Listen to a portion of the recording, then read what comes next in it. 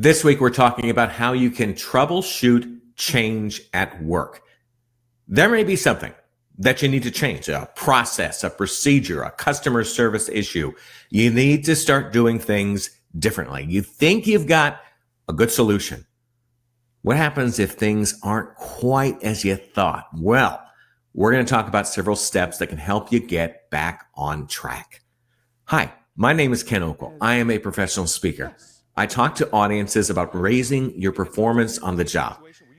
And I do so through presentations that are based on my professional experience in broadcast news, hurricane relief, and professional ballet. Yes, I know, it's an unusual combination, but in each and every field, I had to perform at a high level every day under pressure. Let me give you an example of how you may have to troubleshoot change. I learned about this challenge a few years ago when I was speaking at a conference to people who are facility managers at universities. They're in charge of making sure the buildings are running. At many of these schools, administrators had decided, hey, we're going to have low-flow toilets installed. So every old toilet will be taken out, put the new low-flow toilet in. Hey, makes sense for the environment. Sounds like a good idea. The challenge was that while the toilets were good, they were attached to old plumbing systems. Some of these buildings are really old. The plumbing systems were designed for more water to be flowing through them. As a result, there were some problems. The issue was eventually solved, but a certain amount of adjustment, troubleshooting had to be done. Toilets were good, idea was good, but something in between success and the original idea, well, it didn't quite work out.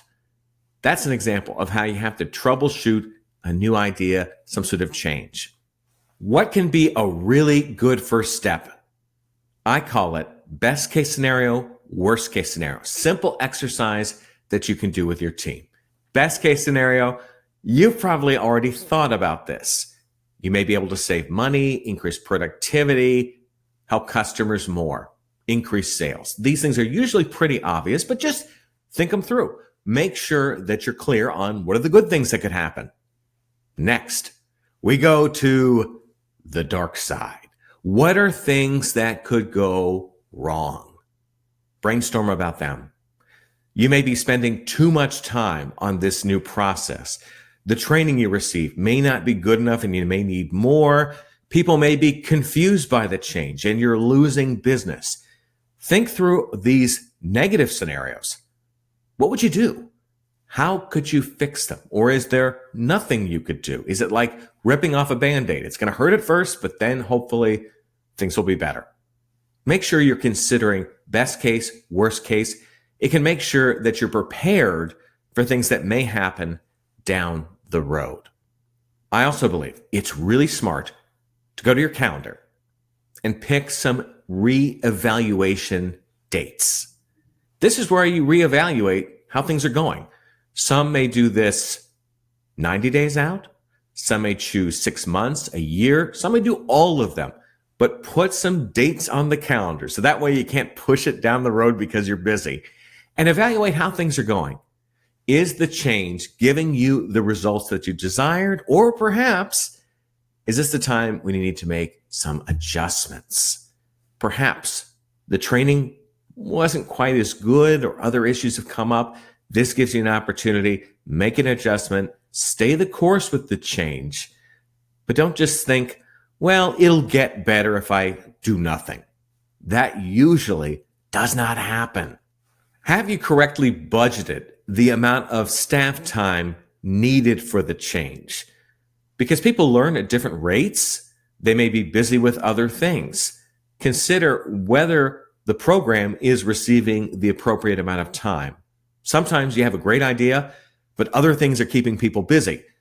Is it necessary to take some things off people's plates, schedule the change for a time that's less busy?